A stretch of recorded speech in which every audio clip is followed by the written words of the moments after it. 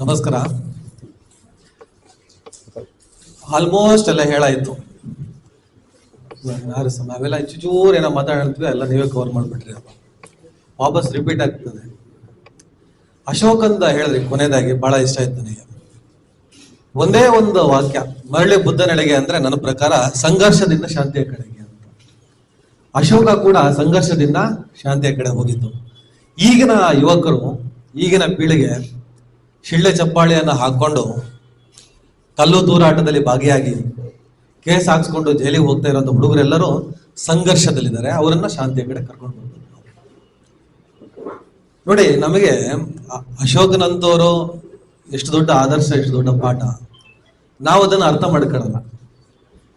ಹೊಸದಾಗಿ ನಾವೇನು ಹೇಳಬೇಕಾಗಿಲ್ಲ, ನಾವು ನಮ್ಮ ಇತಿಹಾಸವನ್ನು ತಿಳ್ಕೊಂಡ್ರೆ ಸಾಕು.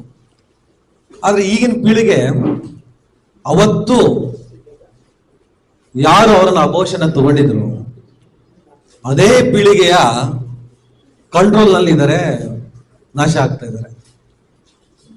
ಇದೇ ಬಹಳ ನನಗೆ ದುರಂತ ಆಗುತ್ತೆ. ಇತ್ತೀಚೆಗಂತೂ ನೀವು ಕರ್ನಾಟಕದಲ್ಲಿ ಅಥವಾ ಭಾರತದಲ್ಲಿ ಬಹಳ ದೊಡ್ಡ ಮಟ್ಟದಲ್ಲಿ ಕೋಮು ಸಂಘರ್ಷಗಳು ನಡೀತಿದ್ದಾವೆ. ಆ ಸಂಘರ್ಷದಲ್ಲಿ ಬಹುತೇಕರು ತೊಡಸ್ಕೊಂಡಿರೋದೆಲ್ಲ ಯಾರು? ಮರಳಿ ಮನೆಗೆ ಬರಬೇಕಾದವ್ರೆ, ಸಂಘರ್ಷದಿಂದ ಶಾಂತಿಯ ಕಡೆ ಬರಬೇಕಾದವ್ರೆ ಸಂಘರ್ಷದಲ್ಲಿದ್ದಾರೆ. ಸಂಘರ್ಷದಿಂದ ವಿನಾಶ ಅನ್ನುವುದರ ಅರಿವು ಮೂಡಿಸೋದಕ್ಕೆ ಅದೆಷ್ಟೇ ಪ್ರಯತ್ನಗಳು ಆಗ್ತಾ ಬಂದ್ರು ಕೂಡ ಬಲಿ ಆಗ್ತಾನೆ ಇದ್ದಾರೆ, ಬಲಿ ಆಗ್ತಾನೆ ಹೋಗ್ತಾ ಇದ್ದಾರೆ. ಈಗ ಇತ್ತೀಚೆಗೆ ನಿನ್ನೆ ಮೊನ್ನೆ ಎಲ್ಲ ನೀವು ಟಿಪ್ಪು ಸುಲ್ತಾನ್ ಇವ್ರದೆಲ್ಲ ಹೇಳಿದ್ರಿ. ಭಾರತದ ಸಂವಿಧಾನದಲ್ಲೇ ಟಿಪ್ಪು, ಝಾನ್ಸಿ ರಾಣಿ ಲಕ್ಷ್ಮೀಬಾಯಿ ಇವರ ಭಾವಚಿತ್ರಗಳೇ ಇದ್ದಾವೆ. ಇದೇ ಟಿಪ್ಪು ಸುಲ್ತಾನ್ ಬಗ್ಗೆ ಒಬ್ಬ ರಾಜಕಾರಣಿ ನಿನ್ನೆ ಮೊನ್ನೆ ಬಹಳ ಕೆಟ್ಟ ಭಾಷೆಯಲ್ಲಿ ಮಾತಾಡ್ತಾನೆ. ಅದೇ ದೊಡ್ಡ ಮಟ್ಟದಲ್ಲಿ ಶಿಳ್ಳೆ ಚಪ್ಪಾಳೆ ಹಾಕ್ತಾರೆ. ಅವ್ರನ್ನೆಲ್ಲ ಸೂಕ್ಷ್ಮವಾಗಿ ಗಮನಿಸಿದಾಗ ಯಾರು ಇವರು? ಮರಳಿ ಮನೆಗೆ ಬರ್ಬೇಕಾದವ್ರೆ. ಇವತ್ತು ನಾನೊಬ್ಬ ಕ್ರೈಮ್ ಪತ್ರಕರ್ತನಾಗಿ ಈ ಕೇಸ್ಗಳನ್ನ ಸ್ಟಡಿ ಮಾಡ್ತಾ ಇರ್ತೀನಿ. ಈ ಸಂಘರ್ಷದಲ್ಲಿ, ಧಾರ್ಮಿಕ ಸಂಘರ್ಷದಲ್ಲಿ ಏನು ವೈದಿಕತೆ ಅವ್ರಿವ್ರು ಅಂತ ಹೇಳ್ತಿರಲ್ಲ, ಅವರ ಕಂಟ್ರೋಲಿಗೆ ಸಿಕ್ಕಾಕೊಂಡು ನಾಶ ಆದವರಲ್ಲಿ ಎಲ್ಲ ಇವರೇ. ಜೈಲಿಗೆ ಹೋದವನು ಬಡವ, ಕೊಲೆ ಆದವನು ಬಡವ, ಕೊಲೆ ಮಾಡಿದವನು ಬಡವ ಅಂತ. ನೀವು ಯಾವ ರಾಜಕಾರಣಿಗಳ ಮಕ್ಕಳು? ಇವನ ದಾರಿ ತಪ್ಪಿಸುವಂತಹ ಸಂಸ್ಕೃತಿ ಏನಿದೆ? ಬಾಬಾ ಸಾಹೇಬ್ ಅಂಬೇಡ್ಕರ್ ಅವರು ಯಾಕೆ ಅಲ್ಲಿಂದ ಇಲ್ಲಿಗೆ ಬಂದ್ರು? ಅದು ಸರಿ ಇದ್ರೆ ಅವ್ರು ಯಾಕೆ ಈ ಕಡೆ ಬರ್ತಾ ಇದ್ರು? ಯಾವುದೇ ಧರ್ಮ ಇರಲಿ, ಹಿಂದೂ, ಮುಸಲ್ಮಾನ, ಕ್ರೈಸ್ತ, ಯಾವುದೇ ಧರ್ಮಗಳಿರಲಿ.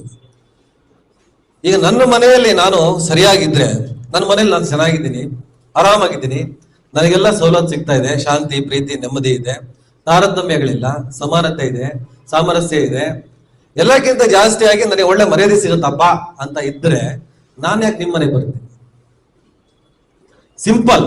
ನೀವು ಬಹಳ ಸರಳ ಭಾಷೆಯಲ್ಲಿ ಹೇಳ್ಬೇಕಂದ್ರೆ, ನಾನು ಇಲ್ಲಿ ಕ್ಷೇಮ ಅಂದ್ರೆ ನಿನ್ನ ಮನೆಯ ಅಗತ್ಯ ನನಗೇನಿದೆ? ನೀ ನನ್ನನ್ನು ಇಲ್ಲಿ ಕ್ಷೇಮವಾಗಿ ಇಟ್ಟಿಲ್ವೇ? ನೀ ನನಗೆ ಇಲ್ಲಿ ಯಾವ ರೀತಿಯಲ್ಲಿ ಅನ್ಯಾಯ ಮಾಡ್ತಿದ್ಯಾ? ತೀರಾ ಒಂದು 15 ದಿವಸದ ಹಿಂದೆ ಕೇಳ್ಪಟ್ಟೆ, ತುಮಕೂರಿನಲ್ಲಿ ಒಂದು ಬೀದಿಯಲ್ಲೇ ದಲಿತರಿಗೆ ಪ್ರವೇಶ ಇಲ್ಲ ಅಂತ. ಯಾರು? ಮುಸಲ್ಮಾನ ಬೆಲೆ ಹಾಕದ್ನ, ಕ್ರೈಸ್ತ ಬೆಲೆ ಹಾಕದ್ನ? ತುಮಕೂರಿನಲ್ಲಿ ಒಂದು ರಿಪೋರ್ಟ್. ಯಾರು ಬೆಲೆ ಹಾಕಿದ್ಯಾರು?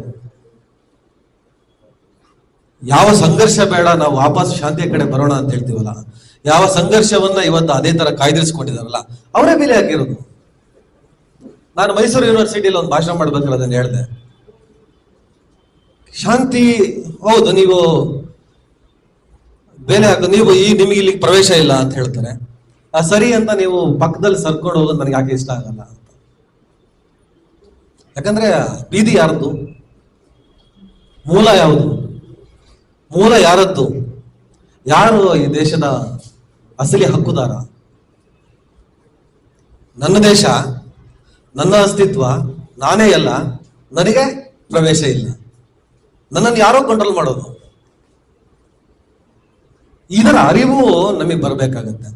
ಬುದ್ಧನನ್ನ ಓದ್ಕೊಂಡ್ರೆ ಸಾಕು, ಸರಿಯಾಗಿ ಓದ್ಕೋಬೇಕು. ಬುದ್ಧನ, ಅಂಬೇಡ್ಕರ್ ಅವ್ರಿಗೆ ಅವ್ರಿಗಿಂತ ದೊಡ್ಡ ಆದರ್ಶಗಳು ಯಾವ್ದಿದೆ?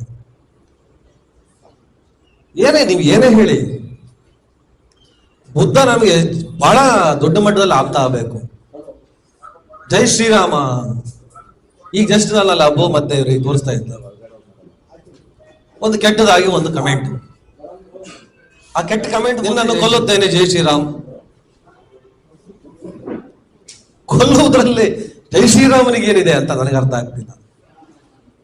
ಬುದ್ಧ ಎಷ್ಟು ಶಾಂತಿ ಹೇಳಿದ್ದು, ನೀನು ಇನ್ನೊಬ್ಬನ ದ್ವೇಷಿಸಬೇಡ ಅಂತಾನೆ ಬುದ್ಧ. ಕೇವಲ ಪ್ರೀತಿ ಮಾಡು, ಕೇವಲ ಪ್ರೀತಿಸು. ಪ್ರಾಣಿ ಹಿಂಸೆಯನ್ನೇ ಕೂಡ ಒಪ್ಪಲ್ಲ ಬುದ್ಧ.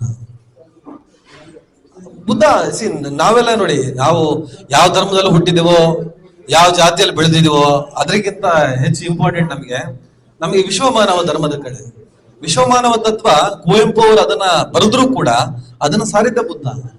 ಬುದ್ಧನೇ ಮೂಲ ವಿಶ್ವಮಾನವ. ಬುದ್ಧ ಹೇಳಿದೆ ವಿಶ್ವಮಾನವ ತತ್ವ.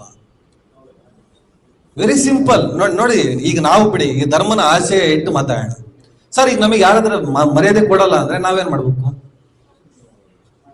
ಅಯ್ಯೋ ನನಗೆ ಮರ್ಯಾದೆ ಕೊಡ್ತಾ ಇಲ್ಲ ಅಲ್ಲಪ್ಪ ಅಂತ ಅಳ್ತಾ ಕೂರ್ಬೇಕಾ? ನನಗೆ ಎಲ್ಲಿ ಮರ್ಯಾದೆ ಸಿಗಲ್ವೋ ಅಲ್ಲಿ ಎಡಗಾಲಿ ಚಪ್ಪಲಿ ಕೂಡ ಬಿಡ್ಬೇಡ ಅಂದ್ರು ಹಿರಿಯರು. ಅಷ್ಟೇ ಅಲ್ಲ, ನನಗೆ ನೀನು ಮರ್ಯಾದೆ ಕೊಡ್ತಾ ಇದೆಯಾ, ನೀನ್ ಧರ್ಮದಲ್ಲಿ ಕೊಡ್ತಾ ಇದೆಯೋ, ಸಂಸ್ಕಾರದಲ್ಲಿ ಕೊಡ್ತಾ ಇದೆಯಾ, ಸಾಂಸ್ಕೃತಿಕವಾಗಿ ಕೊಡ್ತಾ ಇದೆಯೋ, ರಾಜಕೀಯವಾಗಿ ಕೊಡ್ತಾ ಇದೆಯೋ, ಶೈಕ್ಷಣಿಕವಾಗಿ ಕೊಡ್ತಾ ಇದೆಯೋ, ಮರ್ಯಾದೆ ಕೊಡ್ತಾ ಇದೆಯೋ, ಅಲ್ಲಿ ನಾವು ಖಂಡಿತವಾಗಿ ಇರುತ್ತೇವೆ. ಇಲ್ಲ ಅಂದ್ರೆ ನಾವ್ಯಾಕಿರ್ಬೋದು? ಸಿಂಪಲ್ ಅಲ್ಲ. ಈಗ ನಾನ್ ಮೇಲ್ ಜಾತಿ, ದೊಡ್ಡ ಧರ್ಮ ಅಂತ ಹೇಳ್ಬಿಟ್ಟು ದಾರಿ ತಪ್ಪಿಸೋರು, ಅವ್ರಿಗೇನಾದ್ರು 4 ಕಾಲು 4 ಕೈ 4 ಕಣ್ಣು ಸ್ಪೆಷಲ್ ಆಗಿ ಏನಾದ್ರು ಹುಟ್ಟಿದಾರ? ಇಲ್ಲ ಅಲ್ಲ. ಅದೇ ಅಲ್ವಾ, ಅದೇ ಹುಟ್ಟು ನಮ್ದು, ಅದೇ ಹುಟ್ಟು. ಕೆಲವರು ಹೇಳ್ತಾ ಇರ್ತಾರೆ, ಇಲ್ಲ ಸ್ವಲ್ಪ ಬಣ್ಣಗಳಲ್ಲಿ ವ್ಯತ್ಯಾಸ ಇದೆ ಅಂತ. ಇಲ್ಲ, ಪಬ್ಲಿಕ್ ಟಿವಿ ರಂಗಗಳನ್ನು ಕಪ್ಪಗಿದ್ದಾರೆ ಅಂತ ಹೇಳ್ತಾರೆ. ಎಕ್ಸಾಂಪಲ್, ಬಣ್ಣಗಳು ಕೂಡ ಅದೆಲ್ಲ ಆ ಜೀನ್ಗಳೇ ಬೇರೆ, ಆ ಕಥೆಗಳೇ ಬೇರೆ, ಅದರ ವೈಜ್ಞಾನಿಕ ಹಿನ್ನೆಲೆಗಳೇ ಬೇರೆ. ಸೊ ನಾನು ಏನು ಬಹಳ ಜಾಸ್ತಿನೇ ಹೇಳೋದು, ಸಂಘರ್ಷದಿಂದ ಶಾಂತಿ. ಆರಂಭದಲ್ಲಿ ಹೇಳಿದೆ, ಸಂಘರ್ಷದಿಂದ ಶಾಂತಿಯಾಗಿ ಕೂಡ ಹೋಗೋಣ, ಪ್ರೀತಿಯಿಂದ ಬದುಕೋಣ. ದ್ವೇಷ ಮಾಡ್ಕೊಂಡು ಎಲ್ಲರೂ ಬದುಕಕ್ಕಾಗ್ತದೆ. ಈಗ ಯತ್ನಾಳಂತವ್ರು ನಿನ್ನೆ ಮೊನ್ನೆಲ್ಲ ಬಹಳ ಸದಾ ದ್ವೇಷದ ಭಾಷಣವನ್ನ ಮಾಡ್ತಾ ಹೋಗ್ತಿದ್ದಾರೆ. ಟಿಪ್ಪುವನ್ನ ವೇಷೆಯ ಮಗ ಅಂತ ಕರೆದ್ರು. ಆ ವೇಷ ಬೇರೆ ಪದ ಬಳಸ್ತಾರ ಅವರು. ನನ್ನ ಸಂವಿಧಾನದಲ್ಲಿರುವಂತ ಒಬ್ಬ ಪರಾಕ್ರಮಿಯನ್ನ ಆತ ವೇಷೆಯ ಮಗ ಅಂತ ಕರೀತಾನೆ. ಆ ಕೆಟ್ಟ ಶಬ್ದ ನಂಗೆ ಹೇಳಕ್ ಸ್ವಲ್ಪ ಸಂಕಟ ಇದೆ. ಅದಕ್ಕೆ ಶಿಳ್ಳೆ ಚಪ್ಪಾಳೆಗಳು. ಇದೇ ಯತ್ನಾಳನ ಸಂತತಿ ಸ್ತನ ತೆರಿಗೆ ಕಟ್ಸ್ಕೊತಾ ಇದ್ರು ಅಲ್ವಾ ಸರ್, ನಾಗರಾಜ್ ಸರ್? ಸ್ತನ ತೆರಿಗೆ ಇದೇ ಯತ್ನಾಳ ಸಂತತಿ. ಇವ್ರು ಯಾರ ಬೂಟನ್ನ ನೆಗ್ತಾ ಇದ್ದಾರೋ, ಯಾರ ದಾರಕ್ಕೆ ನೇಣ ಹಾಕುತ್ತಿದ್ದಾರೋ, ಇವರು ಹೆಣ್ಣು ಮಕ್ಕಳ, ಯಾವ ಹೆಣ್ಣು ಮಕ್ಕಳು? ಮುಸಲ್ಮಾನ ಹೆಣ್ಮಕ್ಳಲ್ಲ, ಕ್ರೈಸ್ತರ ಹೆಣ್ಮಕ್ಳಲ್ಲ, ಯಾವ್ದು ಹಿಂದೂ ಅಂತ ಹೇಳ್ತಿರಲ್ಲ, ಅದೇ ಹೆಣ್ಣು ಮಕ್ಕಳ ಎದೆಗೆ ಬಟ್ಟೆ ಹಾಕಬೇಕು ಅಂದ್ರೆ, ಆಕೆ ಒಂದು ಗುಪ್ತವಾದಂತಹ ಒಂದು ಅಂಗವನ್ನ ಮುಚ್ಚಬೇಕು ಅಂದ್ರೆ ಅದಕ್ಕೆ ತೆರಿಗೆ ಕಟ್ಟಬೇಕಾಗಿತ್ತು. ಬಹಳ ಮಹನೀಯರು ಅದನ್ನೆಲ್ಲ ತಡೆ ಪ್ರಯತ್ನ ಪಡ್ತಾರೆ. ಆ ಪೈಕಿ ಟಿಪ್ಪು ಸುಲ್ತಾನ್ ಕೂಡ ಒಬ್ಬ. ನಂಗೇಲಿ ಸ್ತನನೇ ಕತ್ತರಿಸಿ ಕೈ ಕೊಟ್ಬಿಡ್ತಾರೆ. ಈ ತರದ ಸ್ಟೋರಿ ಟಿಪ್ಪು ಸುಲ್ತಾನ್ ಕೇರಳದ ಬದಿಯಲ್ಲೆಲ್ಲ ಬಹಳ ದೊಡ್ಡ ಮಟ್ಟದಲ್ಲಿ ಇತ್ತದು. ಅದನ್ನ ತಡೆದವರ ಅನೇಕರ ಪೈಕಿ ಟಿಪ್ಪು ಸುಲ್ತಾನ್ ಕೂಡ ಒಬ್ಬ. ಟಿಪ್ಪು ಸುಲ್ತಾನ ಯಾವ ಹೆಣ್ಣು ಮಕ್ಕಳ ಇದಕ್ಕೆ ಬಟ್ಟೆ ಹಾಕ್ಸ್ದ? ಇದೇ ಹಿಂದೂ ಹೆಣ್ಣು ಮಕ್ಕಳ. ಇದೇ ಟಿಪ್ಪು ಸುಲ್ತಾನ ಇವತ್ತು ಯಾರು ಬೈತಾ ಇದ್ದಾನೆ? ಬಟ್ಟೆ ಅವತ್ತು ತಗ್ಸ್ತಾನ ಹಿಂದೂ ಹೆಣ್ಣು ಮಕ್ಕಳದು ಆ ಸಂಸ್ಕೃತಿ. ಈ ವಾಸ್ತವ ಯಾಕೆ ಅರ್ಥ ಆಗಲ್ಲ? ಟಿಪ್ಪು ಒಬ್ಬ ವೇಷಿಯ ಮಗ ಅಂತ ಕೂಗ್ದ, ಹರಾಮ್ ಕೋರ್ ಇನ್ನೊಂದು ಮಗ ಅಂತ ಹೇಳ್ದ, ಶಿಳ್ಳೆ ಚಪ್ಪಾಳೆ ಹಾಕ್ದವ್ರು ಯಾರು?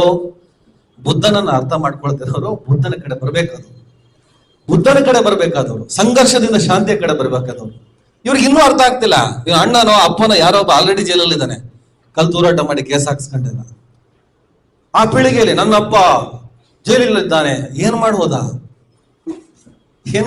ಸ್ವಾತಂತ್ರ್ಯ ಹೋರಾಟ ಮಾಡೋದ? ಮಾಡಿತ್ತು ಈ ತರದ ಕ್ರೌರ್ಯ ಬೇಡ. ಪ್ರೀತಿಯಿಂದ ಬದುಕೋಣ, ಪ್ರೀತಿಯಿಂದ ಇರೋಣ, ಪ್ರೀತಿಯಿಂದ ಬಾಳೋಣ, ಪ್ರೀತಿಯಿಂದ ಸಾಯೋಣ.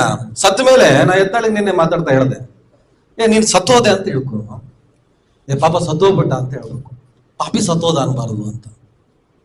ನೋಡಿ ಎಷ್ಟು ವ್ಯತ್ಯಾಸ ಇದೆ. ಒಂದು ವರ್ಲ್ಡ್ ಅಲ್ಲಿ ಪಾಪ ಸತ್ತೋಗ್ಬಿಟ್ಟ ಮರೆ ಎತ್ತಾಳಿ ಅಂತ ಮನುಷ್ಯ ಇತ್ತು, ಪಾಪಿ ಸತ್ತೋಗ್ಬಿಟ್ಟ ಒಳ್ಳೇದಾಯ್ತು, ಈ ಸಂಭ್ರಮ ಇರಬಾರ್ದು. ಹಾಗೆ ಬದುಕಬೇಕು ನಾವು. ಅದನ್ನೇ ಬುದ್ಧ ಹೇಳಿದ್ರು. ಪ್ರೀತಿ. ಮಹೇಂದ್ರ ಕುಮಾರ್ ಯಾಕೆ ಸ್ಮರಿಸ್ತೇವೆ ನಾವು? ಅವರು ಸಂಘರ್ಷದಿಂದ ಶಾಂತಿ ಕಡೆ ಬಂದವರಲ್ವಾ ಮಹೇಂದ್ರ ಕುಮಾರ್? ಅದೇ ಹುಡುಗರಲ್ವಾ ನಾವು ಅದೇ ಮಹೇಂದ್ರ ಕುಮಾರ್ ಅಂತ. ಇದೇ RSS, ಇದೇ ಬಜರಂಗ ದಳ, ಚರ್ಚಿ ಕಲ್ಲು ಹೊಡೆಯೋದ್ರಲ್ಲಿ ಅವ್ರಿಗೊಂದೊಂದು ಖುಷಿ, ಸಂಭ್ರಮ. ಅದು ತಪ್ಪು ಅಂತ ಅನಿಸ್ತು. ಇವತ್ತು ನಾವು ಅದೇ ಮಹೇಂದ್ರ ಕುಮಾರ್ ಜೊತೆ ಇದ್ದಂತ ಹುಡುಗರು, ಅದೇ ತರ ಅವತ್ತು ಅವ್ರ ಜೊತೆ ಆ ಸಂಘರ್ಷದ ಜೊತೆಗಿದ್ದಂತ ಹುಡುಗರು ಯಾರೋ ಒಬ್ಬನ ಕೊಲೆ ಆಗ್ತದೆ, ಅವಾಗ ಆ ಆರ್ಗನೈಸೇಷನ್ ಒಳಗಿರುವಂತ ಒಬ್ಬ ಮಹಾನ್ ವ್ಯಕ್ತಿ ಹೇಳ್ತಾನೆ, ಈಗ ಶಿವಮೊಗ್ಗದಲ್ಲಿ ನಿರುದ್ಯೋಗ ಆಗಿದೆ ಒಬ್ಬ, ಅವನು ಈಶ್ವರಪ್ಪ ಅಂತ ನಾನೇನು ಹೇಳಕ್ ಹೋಗಲ್ಲ, ನನಗೆ ಇಷ್ಟ ಇಲ್ಲ ಹೇಳಕ್ಕೆ, ಹೇಳ್ಬಾರ್ದು ಅಂತ ನಾನು ಕಂಟ್ರೋಲ್ ಮಾಡ್ಕೊತಿದ್ದೀನಿ. ಆತರ ಒಬ್ಬ ಶಿವಮೊಗ್ಗದಲ್ಲಿ ಗೋಕುಲ ಅಂತ ಹುಡುಗ ಇದೇ ತರ ಗೋಮು ಸಂಘರ್ಷ, ಧರ್ಮ ಸಂಘರ್ಷ, ಏನ್ ಅವನು ಬ್ರಾಹ್ಮಣ ಅಲ್ಲ, ಲಿಂಗಾಯತ ಅಲ್ಲ, ಅವನು ಶೂದ್ರ. ಒಂದು ಸಣ್ಣ ಪ್ರಮಾಣದಲ್ಲಿ ನನಗೆ ಜಾತಿ ವ್ಯವಸ್ಥೆ ಬಗ್ಗೆ ಬಹಳ ದೊಡ್ಡ ಆಕ್ಷೇಪ. ಮೇಲ್ಜಾತಿ ಕೀಳ್ ಜಾತಿ ಅನ್ನೋದ್ರ ಬಗ್ಗೆನೇ ದೊಡ್ಡ ಆಕ್ಷೇಪ ನನಗೆ. ಮೇಲು ಜಾತಿ ಕೀಳು ಜಾತಿ ಅನ್ನೋದ್ರ ಬಗ್ಗೆ, ಅದಕ್ಕೆ ನಾನು ಜಾತಿ ಜಾತಿ ಜಾತಿ ಅಂದ ತಕ್ಷಣ ಸ್ವಲ್ಪ ದೂರ. ರಾಜಕೀಯ ಪ್ರಾತಿನಿಧ್ಯ ಬಂದಾಗ ಜಾತಿ ಇಂಪಾರ್ಟೆಂಟ್ ಅಂತ ನಮ್ಗೆ ಗೆಳೆಯರು ಅನೇಕರು ಹೇಳ್ತಾರೆ. ಬಟ್ ಒಟ್ಟಾರೆ ವ್ಯವಸ್ಥೆ ಒಳಗಡೆ ಜಾತಿ ಅನ್ನೋದು ನನಗೆ ಇಷ್ಟ ಆಗಲ್ಲ. ಹಾಗಾಗಿ ಮೇಲು ಕೀಳು ಜಾತಿ ಅನ್ನೋದ್ರ ಬಗ್ಗೆ ನಾನು ಮಾತಾಡಕ್ ಹೋಗಲ್ಲ. ಗೋಕುಲ ಸತ್ತೋಗ್ತಾನೆ, ಕೊಲೆ ಆಗ್ತಾನೆ, ಕೊಲೆಯಾದ ಸಂಜೆ ಮೀಟಿಂಗ್ ಕೂರ್ತಾರೆ. ಮೀಟಿಂಗ್ ಕೂತಾಗ ಭೂಮಿ ಹದವಾಗಿದೆ, ಒಳ್ಳೆ ಬೆಳೆ ತೆಗಿಬೇಕು ಅನ್ನುವಂತ ತನ್ನದೇ ಜೊತೆ ಹೋರಾಟ ಮಾಡಿದವನು, ತನಗೋಸ್ಕರ ಬ್ಯಾನರ್ ಕಟ್ದವನು, ವೇದಿಕೆ ನಿರ್ಮಾಣ ಮಾಡಿದವನು, ಕೇಸ್ ಹಾಕ್ಸ್ಕೊಂಡವನು, ಇವರ ಕೋಮು ಪ್ರಚೋದಿತ ಭಾಷಣಗಳಿಗೆಲ್ಲ ಎದೆ ಕೊಟ್ಟು ನಿಂತವನು, ಕಲ್ಲೊಡಿಸ್ಕೊಂಡವನು, ಆತ ಕೊಲೆ ಆದಾಗ ಭೂಮಿ ಹದವಾಗಿದೆ, ಬೆಳೆ ತೆಗಿಬಹುದು ಅಂತ ಹೇಳುತ್ತೆ. ರಿಯಲೈಸ್ ಹೇಗಾಯ್ತು ಮಹೇಂದ್ರ ಕುಮಾರ್ ಅಂತವರಿಗೆ ಅಂತ ಅಂದ್ರೆ, ನಾಳೆ ನಾನು ಸತ್ರು ಭೂಮಿಯ ಹದವಾಗಿದೆ, ಬೆಳೆ ತೆಗೆಯೋದನ್ನೇ ಚಿಂತನೆ ಮಾಡ್ತಾರೆ ಅನ್ನೋ ಒಂದೇ ಒಂದು ಕಾರಣಕ್ಕೋಸ್ಕರ ಅವ್ರು ಅಲ್ಲಿಂದ ಹೊರಗೆ ಬಂದು ನಮ್ಮಂತ ಹುಡುಗರನ್ನ ಹಾಕೊಂಡು ನಮ್ಮ ಧ್ವನಿ ಅಂತ ಸಂಘಟನೆಯನ್ನ ಕಟ್ಟೋದು. ಅವ್ರಿಗಿಂತ ದೊಡ್ಡ ಎಕ್ಸಾಂಪಲ್ ಬೇಕಿಲ್ಲ ನಮಗೆ. ಸಂಘರ್ಷದಿಂದ ಶಾಂತಿಯ ಕಡೆ ಬಂದವರು. ನಾವು ಬುದ್ಧನ ಕಾಲದ ಮಾತಾಡ್ತೇವೆ, ಅಂಬೇಡ್ಕರ್ ಕಾಲದ ಮಾತಾಡ್ತೇವೆ, ಅದಕ್ಕಿಂತ ಅದ್ಭುತವಾಗಿ ಮಹೇಂದ್ರ ಕುಮಾರ್ ಬಗ್ಗೆ ಮಾತನಾಡೋಣ. ನಿನ್ನೆ ಮೊನ್ನೆ ಅಲ್ಲಿಂದ ಹೊರಗೆ ಬಂದಂತ ಹುಡುಗರ ಬಗ್ಗೆ ಮಾತಾಡೋಣ. ಸಂಘರ್ಷ ಬೇಡ ನಮಗೆ. ಕೆಲವರಿದ್ದಾರೆ ಈಗಲೂ, ಇನ್ನು ತುಂಬಾ ಚಿಲ್ಲರೆಗಳಿದ್ದಾರೆ, ಗೊತ್ತಾಗಲ್ಲ ಅವ್ರಿಗೀಗ. ಅನೇಕರು ಸಕಲೇಶ್ಪುರದಲ್ಲಿ ಈಗಲೂ ಸ್ವಲ್ಪ ಆಕ್ಟಿವ್ ಇದ್ದಾನೆ. ಸಾರಿ, ಅನಿವಾರ್ಯ, ನಾನು ಏನು ಮಾಡಕ್ ಆಗಲ್ಲ. ಒಬ್ಬ ಸಕಲೇಶ್ಪುರದಲ್ಲಿ ಒಬ್ಬ ಆ ಸಂಘಟನೆ ಬಾರಿ, ಅವನು ಏನು ಬಹಳ ಶೂದ್ರನೇ. ಅವನ ಪರಿಸ್ಥಿತಿ ಹೆಂಗಿದೆ ಅಂದ್ರೆ ಕೇಸ್ ಫೈಟ್ ಮಾಡಕ್ ಆಗ್ತಾ ಇಲ್ಲ ಅವನಿಗೆ. ಸರ್ ಬಳಸಿದ್ದು ದೂರ ಮಾಡ್ತಾರೆ, ಬಟ್ ಹೊರಗೆ ಬಂದ್ರೆ ನನ್ನನ್ನು ಇವರೇ ಮುಗಿಸ್ಬೋದು ಅನ್ನೋ ಭಯ, ಆತಂಕ ಒಂದ್ ಕಡೆ. ಯಾವ ತರ ಸಂಚ ರೂಪಿಸ್ತಾರೆ. ಈಗ ಅದೇ ಸಂಸ್ಕೃತಿ ಇವತ್ತು ನಂದಿನಿ ಕೈ ಹಾಕಿದೆ ನೋಡಿ. ನಾನು ಇದನ್ನ ತುಂಬಾ ಜನ ಸಿರಿಯಸ್ ತಗೊಳ್ಳಿ, 5 ವರ್ಷ ಆಗ್ಬೋದು, 10 ವರ್ಷ ಆಗ್ಬೋದು. ಇವತ್ತೇನ್ ತಿರುಪತಿ ಲಡ್ಡಲ್ಲಿ ಗೋಮಾಂಸದ ಕೊಬ್ಬಿದೆ ಅನ್ನೋ ಚರ್ಚೆ ನಡೀತಿದೆ. ಅದರ ಹಿಂದೆ ಇರೋ ಒಂದು ಮಹಾನ್ ಸಂಚು ಕೂಡ ಅರ್ಥ ಆಗ್ಬೇಕು ನಮಗೆ. ಹಾಲಿರಷ್ಟು ಕೊಬ್ಬು ಯಾವ್ದ್ರಲ್ಲಿದೆ? ಹಾಲು ಸ್ವಾಹ, ಹಾಲುನೇ ಅಭಿಷೇಕ ಮಾಡ್ತೀರಿ, ಕೊಬ್ಬಲ್ಲೇ ಅಭಿಷೇಕ ಮಾಡ್ತೀರಿ, ಕೊಬ್ಬನ್ನೇ ತಿಂತೀರಿ, ಮತ್ತೆ ಇನ್ಯಾವುದೋ ಕೊಬ್ಬು ಹೇಳ್ತೀರಿ. ಅಲ್ಟಿಮೇಟ್ ಆಗಿ ನಂದಿನಿಗೊಂದು ಡೀಲ್ ಆಗ್ಬೇಕು. ಯಾಕೆ ನಂದಿನಿಗೆ ಡೀಲ್ ಆಗ್ಬೇಕು? ಇದೇ ನಂದಿನಿಯನ್ನ ಅಮೂಲ್ ಜೊತೆ ಮರ್ಜ್ ಮಾಡ್ಬೇಕಂತ ಶಾ ಅಂಡ್ ಟೀಮ್ ಬಹಳ ದೊಡ್ಡ ಸಂಚಲನ ಮಾಡಿರ್ತವೆ, ಎಲ್ಲ ನಿಮ್ಗೆ ಗೊತ್ತಿರ್ಬೋದು. ಈಗ ಇಂಡೈರೆಕ್ಟ್ ಆಗಿ ಇದನ್ನೆಲ್ಲ ಮಾಡಿ ನಂದಿನಿ ಬಿಡಕ್ ಕೈ ಹಾಕ್ತಾರೆ. 5 ವರ್ಷನ 10 ವರ್ಷ ಆಗ್ತದೆ, ನಂದಿನಿಯಲ್ಲೂ ಕೊಬ್ಬಿದೆ ನೋಡಿ, ಬರ್ದಿಡ್ಕಳಿ. ನಂದಿನಿ ಸಂಚು ಒಂದ್ಸಲ ಕಣ್ಣಿಟ್ಟಿದರೆ ಅದಷ್ಟು ಈಸಿಯಾಗಿ ಸಿಕ್ಕಿಲ್ಲ. ಸಾವಿರಾರು ಲಕ್ಷಾಂತರ ರೈತರ ಒಂಥರ ಬದುಕು ನಂದಿನಿ. ನಮ್ಮ ಭಾವನೆ ಅದೇನ್ ಬೇಕಾರೆ, ನಮ್ಮ ಭಾವನಾತ್ಮಕವಾದಂತ ಒಂದು ವಿಚಾರ ನಂದಿನಿ. ಆ ನಂದಿನಿಯನ್ನ ಅವ್ರು ಮುಟ್ಟಕ್ಕಾಗ್ಲಿಲ್ಲ. ಹಾಗಾಗಿ ಏನ್ ಮಾಡ್ತಾರೆ, ವ್ಯಾವಹಾರಿಕವಾಗಿ ಮುಗಿಸೋದಕ್ಕೆ ಒಂದು ಸಂಚಲನ ಮಾಡ್ತಾರೆ. ಈಗ ಈ ಪ್ರೋಗ್ರಾಮ್ ಬರೋಕ್ಕಿಂತ ಮುಂಚಿತವಾಗಿ ಒಂದು ಅರ್ಧ ಗಂಟೆ ಮುಂಚೆ ಒಂದು ಒಳ್ಳೆ ಸ್ವಾಮೀಜಿ ನನಗೆ ಫೋನ್ ಮಾಡಿದ್ರು, ನಮಗೆ ಹಿತ ವಚನಗಳನ್ನು ಹೇಳೋರು. ಅವ್ರು ಇದನ್ನ ಹೇಳ್ತಾರೆ ನನಗೆ, ಸರ್ಕಾರವನ್ನು ಅಲರ್ಟ್ ಮಾಡೋದಕ್ಕೋಸ್ಕರ ಒಂದು ವಿಡಿಯೋ ಮಾಡು ಚಿಂತನ್, ಒಂದು ಎಚ್ಚರಿಕೆ, ಏನ್ ಬೇಕಾರಾಗ್ಲಿ ವ್ಯವಹಾರ ಮಾಡಿ, ಬಟ್ ಹುಷಾರಾಗಿರಿ. ನಾಳೆ ನಿನ್ನ ನಂದಿನಿಯಲ್ಲೂ ಕೂಡ ದನದ ಕೊಬ್ಬನ್ನ, ಹಂದಿಯ ಕೊಬ್ಬನ್ನ, ಮೀನೆಣ್ಣೆಯನ್ನ ಹುಡುಕುವಂತ ಚಾನ್ಸ್ ಇರುತ್ತೆ. ಯಾಕಂದ್ರೆ ಆಂಧ್ರದಲ್ಲಿ ನಡೆದಿರೋ ಕಾನ್ಸೆಪ್ಟಿಗೆ ಹೈದರಾಬಾದ್ ಅಲ್ಲಿ ಲ್ಯಾಬ್ ಇದ್ರು ಕೂಡ ಗುಜರಾತಿಗೆ ಹೋಗುತ್ತೆ ಪರೀಕ್ಷೆಗೆ ಅಂದ್ರೆ ಮುನ್ರಾತನ ವಾಯ್ಸ್ ಇನ್ನೂ ಬಂದಿಲ್ಲ ಹೊರಗೆ, ಹೌದಾ ಅಲ್ಲ ಅಂತ ರಿಪೋರ್ಟ್ ಬಂದೈತಾಗ್ಲೇ. ತರಾತುರಿಯಲ್ಲಿ ನಡೀತವೆಲ್ಲ. ಹಾಗಾಗಿ ನಾನು ಯಾಕೆ ಹೇಳ್ತೇನೆ ಅಂದ್ರೆ ಇದು ಅವ್ರದ್ದೇ. ಯಾರ ಸಂಘರ್ಷ, ಪ್ರತಿಯೊಂದು ಸಂಘರ್ಷ, ವ್ಯಾಪಾರ ಸಂಘರ್ಷದಿಂದ ಶಾಂತಿಯ ಕಡೆ ನಾವು ಬರಬೇಕಾಗಿದೆ. ಎಲ್ಲಾ ರೀತಿಯಲ್ಲೂ ನಾವು ಬುದ್ಧನ ಅಪ್ಕೋಬೇಕಾಗಿದೆ. ಎಲ್ಲಾ ರೀತಿಯಲ್ಲೂ ನಾವು ಅಂಬೇಡ್ಕರ್ ಅವರು, ಬುದ್ಧ ಇವ್ರು ತೋರಿಸಿದಂತ ಮಾರ್ಗ, ಅದ್ರ ಕಡೆ ನಾವೆಲ್ಲ ಹೋಗೋಣ. ನಾನೀಗ ಒಂದು ಧರ್ಮವನ್ನ ಸ್ವೀಕರಿಸಿನೇ ಬುದ್ಧ ಆಗ್ಬೇಕಾಗಿಲ್ಲ. ನನ್ನ ಒಳಗಡೆ ಶಾಂತಿಯನ್ನ ತುಂಬಿಕೊಂಡ್ರೆ, ಪ್ರೀತಿಯನ್ನ ತುಂಬಿಕೊಂಡ್ರೆ ನಾನು ಒಬ್ಬ ಬುದ್ಧ. ಅದನ್ನ ನಾವು ಅರ್ಥ ಮಾಡಿಕೊಂಡು ಹಾಗೆ ಇರೋಣ ಅಂತ ಹೇಳ್ತಾ ನಾನು 2 ಮಾತನ್ನು ಮುಗಿಸ್ತೇನೆ. ನಮಸ್ಕಾರ.